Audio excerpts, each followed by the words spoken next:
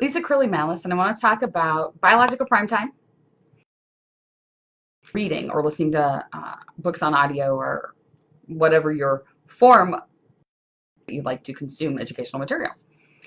I love the concept of biological prime time, and one of the places about this was from the author Chris Bailey, and he sent out an e-blast recently that I just read that linked together the concept of biological prime time when you should read, consume certain educational materials. And for the rest of this video, I'm just going to say read to make it easier.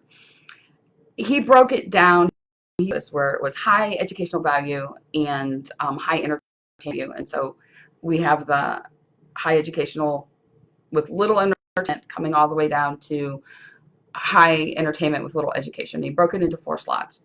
And today, we're just going to talk about 3.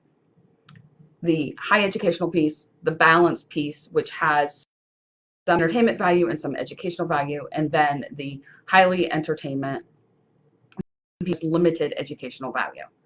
And what he said was, when you're in that high educational piece, when you consume those materials, things as journals, if you're taking a course on, or if you're reading research about a topic, it should be during your highest part of your biological prime time, the part where you are most concentrate, which totally makes sense.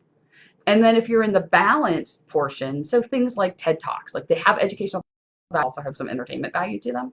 TED Talks, certain podcasts, that piece should be in as you're coming down out of your highest point. And then the things that are purely educational, he had 2 segments here, entertainment and trashy. We're just going to link them together to purely value.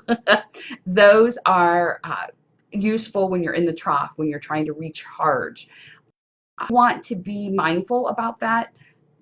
There's a difference between sitting down and watching a sitcom for a half hour to help set your brain, or sitting there for 5 hours vegging out. There's probably a better way to recharge, is my point here. However, high education goes in highest prime time. That comes when you're coming out of that high prime time. And then when you're in the trough is when you can consume, or should consume, those high entertainment things like YouTube videos and TV and things like that. So I would love to know your thoughts about matching your biological prime time with what educational materials you're trying to consume.